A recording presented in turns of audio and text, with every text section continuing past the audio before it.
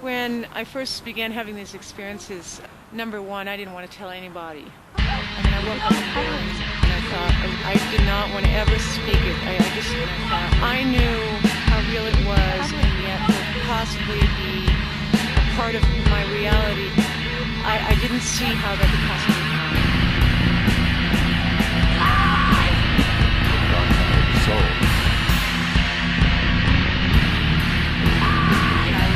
Experience to be as big as this experience is. I'm not trying to fit this into my life. I'm trying to fit into it. What they're reporting doesn't behave like anything else. It's not like fantasy, which is very individual. It isn't like dreams. It's not any kind of delusion. Suffer, as far as I know, from no kind of psychiatric problem that could account for this. From what I'm seeing, energetically speaking, Now, what they're saying has happened to them, we don't believe can happen. That's really not my problem. You know, how do we reconcile those discrepancies? Above the neighbor's house. There was...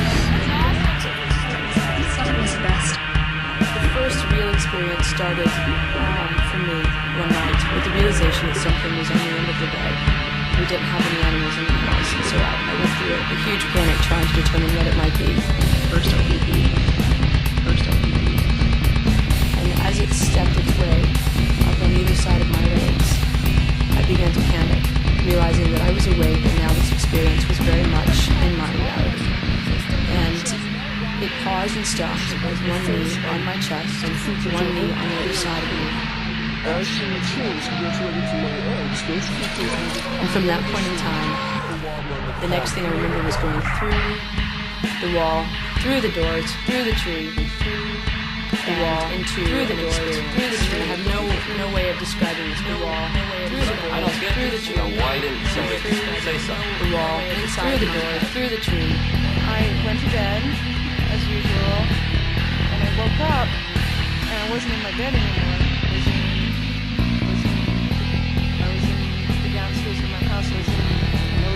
Standing there in the middle of the living room, not knowing what I was doing there. All of a sudden I saw my body raised up, levitated up in the air, and all of a sudden I just went out through our living window, up in the air. Now none of this Take part of it. Take part of it. None of this seems like it was possible. I'm headed towards the window and going, no, I'm going to break the window. No, this isn't possible. And I was completely gone. And the next thing that I remember, probably a few seconds later, it kind of opened me up to other beings, so to speak, or other entities and other energies, was when my daughter was born. My daughter was born seeing angels and all kinds of things ever since she was a little girl.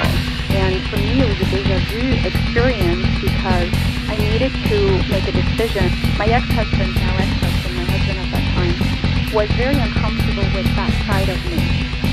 And he was even more uncomfortable when he realized that our daughter was giggling at angels in the corner of the ceiling and talking about what she sees.